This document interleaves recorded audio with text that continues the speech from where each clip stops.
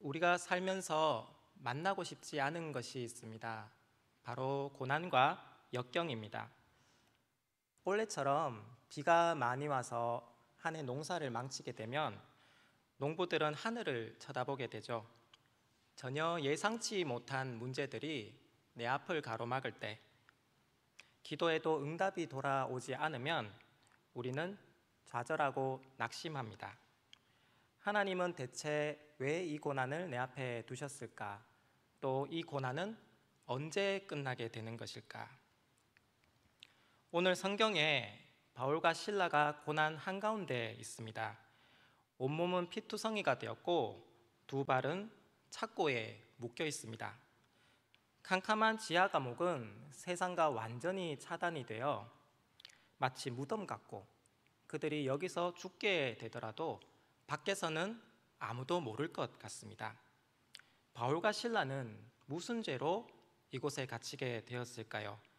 이 말씀은 루디아의 집에서 시작이 됩니다. 2차 전도 여행 중 바울과 실라는 빌립보라는 지역에 도착합니다. 당시 빌립보는 로마의 영토였는데 교통과 무역의 중심지였습니다. 우상 숭배와 각종 신전들은 즐비했던 반면에 하나님께 기도드릴 만한 마땅한 회당은 없었다고 합니다. 바울과 실라는 이곳에서 기도할 처소를 찾다가 강가에 이르렀고, 거기서 루디아라는 이름의 한 여인을 만나게 됩니다. 루디아는 자주색 옷감을 파는 자색 옷감 장수였는데 복음을 듣고 마음이 열려서 바울 일행에게 자신의 숙소를 내어줍니다. 며칠 뒤 바울과 실라는 길에서 한 귀신 들린 여종을 만나게 됩니다. 이 여종은 바울과 실라를 보자마자 따라다니며 이렇게 소리칩니다. 이 사람들은 지극히 높은 하나님의 종으로서 구원의 길을 너희에게 전하는 자라. 귀신이 이같이 외치는 것은 바울의 사역을 돕는 것이 아니라 자신이 곧 끝나게 될 것을 직감했기 때문이었습니다. 귀신이 여러 날 이같이 하자 바울은 돌이켜 예수 그리스도의 이름으로 그 귀신을 쫓아버립니다. 귀신이 나가자 여종은 곧 정신이 들었지만 이 일로 인해 바울과 실라는 불의한 일에 연루되게 됩니다. 이 여종은 사람들 점을 쳐주고 돈을 버는 노예였는데 제법 말하는 재주가 있었던지 그 주인들에게 큰 수입을 벌어주고 있었습니다. 그런데 여자가 더 이상 점을 못 치게 되자 주인들이 돈을 못 벌게 되었고, 바울과 실라를 가만둬선 안 되겠다 생각을 한 것입니다. 이것이 로마의 모습이었습니다. 로마법을 따르라는 유명한 말도 있지만 그 실상은 자신들에게 이익이 되느냐, 이익이 되지 않느냐로 모든 것을 판가름했습니다. 바울과 실라는 사람을 고쳐준 죄로 고발당하고 감옥에 갇히게 됩니다.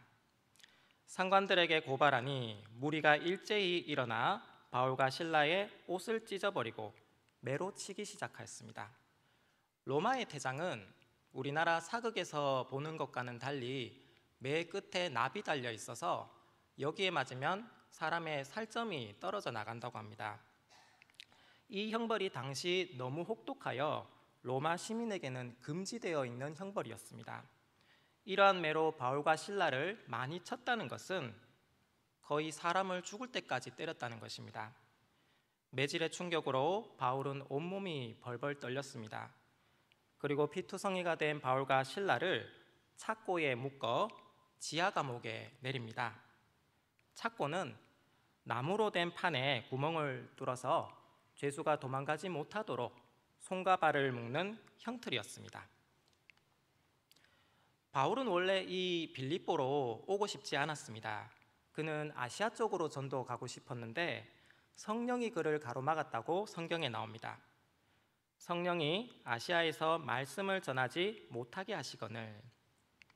그렇다면 하나님이 가라고 하신 곳으로 왔으면 잘 되게 해주셔야 하는데 지금 바울과 실라의 꼴이 말이 아닙니다. 죽도록 매를 맞았고 감옥에 갇혔습니다. 기분이 어땠을지 감히 짐작도 가지 않습니다. 바울과 실라가 갇힌 감옥은 지하 3층이었고 이곳은 사형을 앞둔 죄수들이 모이는 감옥이었습니다. 죄수가 도망가지 못하도록 사방에 문도 없어서 천장으로 난 구멍을 통해 죄수를 위에서 아래로 내렸다고 합니다. 살아서 나가야겠다는 희망조차도 그들에게는 사치로 보입니다. 그런데 놀라운 일이 일어납니다. 사도행전 16장 25절입니다. 한밤중에 바울과 실라가 기도하고 하나님을 찬송하며 죄수들이 듣더라. 마치 황무지에서 꽃이 피어나듯이 캄캄한 지하 감옥 속에서 찬송 소리가 울려 퍼지기 시작했습니다. 그리고 죄수들이 그 찬송 소리를 가만히 들었다고 합니다. 전혀 감수할 수 없는 환경에서 바울과 실라가 감사하고 하나님께 찬양을 올린 것입니다. 원망과 절망이 가득하던 감옥이 감사와 찬양이 넘치는 예배의 장소로 바뀌었습니다. 그리고 기적은 여기서 멈추지 않습니다. 갑자기 큰 지진이 나서 옥터가 움직이고 문이 곧 다 열리며 모든 사람의 메인 것이 다 벗어진지라. 감사의 찬송이 흘러나온 직후 곧바로 천지가 뒤흔들렸습니다. 옥문이 열리고 모든 메인 것들이 풀어졌다고 합니다. 그런데 우리가 보통 뉴스에서 보게 되면 지진 나거나 건물이 붕괴될 때 열리던 문도 더 안 열리기 마련이죠. 하지만 오늘 성경에서는 이와 반대로 모든 묶인 것이 풀렸다고 합니다. 이것은 누구도 부인할 수 없는 하나님의 이적이었습니다. 간수는 자다가 깨어보니 상황은 이미 속수무책이고 이제 죄수들이 도망갈 일만 남았습니다. 죄수가 도망가게 되면 그들의 형량만큼 간수가 책임져야 했습니다. 간수는 매질당하고 고통스럽게 죽느니 차라리 칼을 빼서 자결하려고 마음을 먹습니다.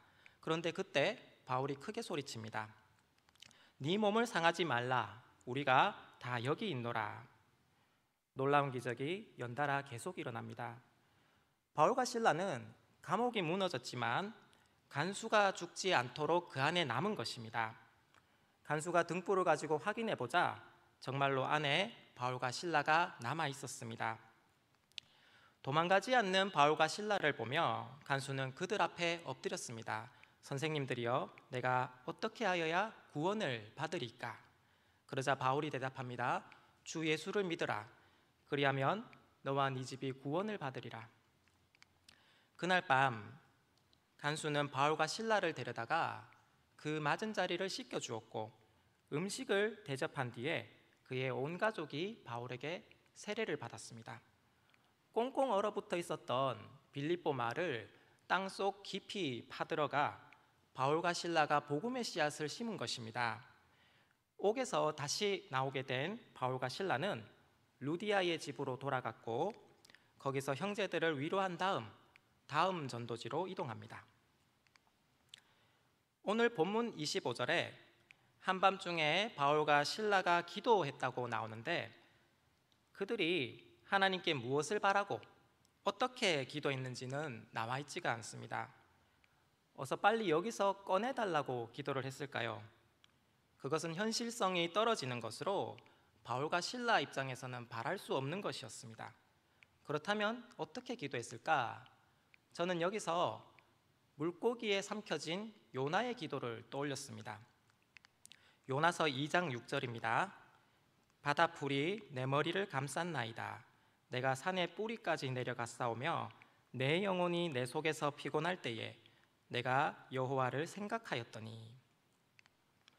요나의 기도는 아무리 살펴봐도 이곳에서 나가게 해달라거나 살려주시면 주의 뜻대로 살겠다는 조건의 기도가 보이지를 않습니다. 그러한 것을 기도할 단계를 이미 지나가 버린 것이겠죠. 우리가 경험해봐서 잘 알지만 내 앞의 상황이 걷잡을 수 없이 클 때 사람은 희망의 끈을 놓게 됩니다. 요나는 물고기 뱃속에서 그저 하나님을 생각했다라고 나옵니다.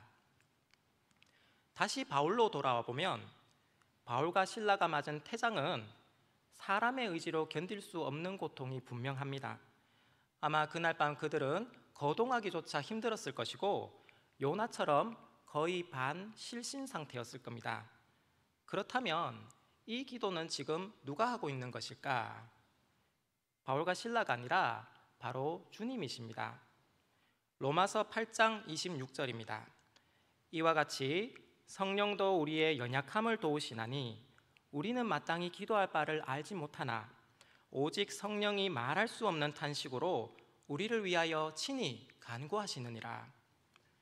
바울과 실라를 위해 예수님이 대신 기도하고 계신 것입니다. 또 바울과 함께 수감된 죄수들 중에는 바울처럼 억울하게 잡혀온 죄수도 있었을 겁니다. 하나님께서는 이들을 하나도 잊지 않으셨고 그들의 모든 묶인 것들을 풀어주신 것입니다. 그동안 바울은 이 빌립보에 와서 기도에 대한 응답이 없었습니다.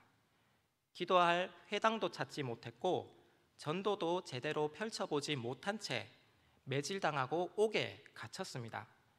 상황이 전혀 좋아질 기미가 보이지 않자 주님의 뜻이 무엇인가 많이 무서웠을 겁니다. 그런데 눈을 들어보니 주님이 내게 오셨고 나와 함께 기도하고 계신 것입니다.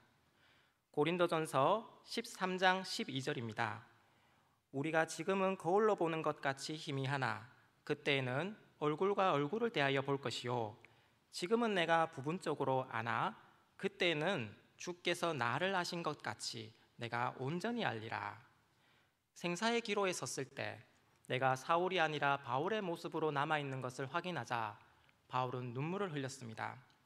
하나님을 끝까지 저버리지 않는 믿음이 내 안에 있는 것을 보는 것, 이것이 우리 신앙인들의 삶의 목표이자 하나님께서 주시는 가장 큰 상급일 것입니다. 이삭을 바쳤던 아브라함, 사자굴에 던져졌던 다니엘이 이 상급을 하나님께 받았습니다. 하나님께서 오늘 감옥 속으로 바울을 부르신 것은 흙그릇 같은 너희 안에도 내가 준 믿음이 밝게 빛나고 있다는 것을 보여주기 위해서였습니다. 바울이 감옥에 들어오지 않았더라면 볼 수도 확인할 수도 없었던 일들입니다. 너는 내 것이라 주님께서 말씀하고 계신 겁니다. 이사야서 49장 15절입니다. 여인이 어찌 그 젖먹는 자식을 잊겠으며 자기 태에서 난 아들을 긍휼히 여기지 않겠느냐. 그들은 혹시 잊을지라도 나는 너를 잊지 아니할 것이라. 바울과 실라는 그 무엇도 끊을 수 없는 그리스도의 사랑을 보았습니다. 고통이 크게 다가오면 다가올수록 주님의 사랑이 더 크게 다가와 나를 덮었고 감옥 안에서도 주님이 함께 하심을 보았습니다. 벽이 클 때 우리는 말문이 안 떨어집니다. 무엇을 바라고 기도하기가 쉽지가 않습니다. 하지만 바울과 실라가 기도했던 것처럼 우리는 그저 하나님을 생각만 해도 충분합니다. 다른 말 필요 없이 우리가 하나님을 부르기만 해도 주님은 이미 다 알고 계시는 것입니다. 십자가 지신 예수님께서 우리를 친히 도우실 것이고 눈을 들어보면 결승전을 넘어가 있습니다. 어떻게 헤쳐나왔는지 나는 모르지만 전능하신 하나님 아버지께서 나와 함께 하셨습니다. 나의 나 된 것은 다 하나님의 은혜입니다.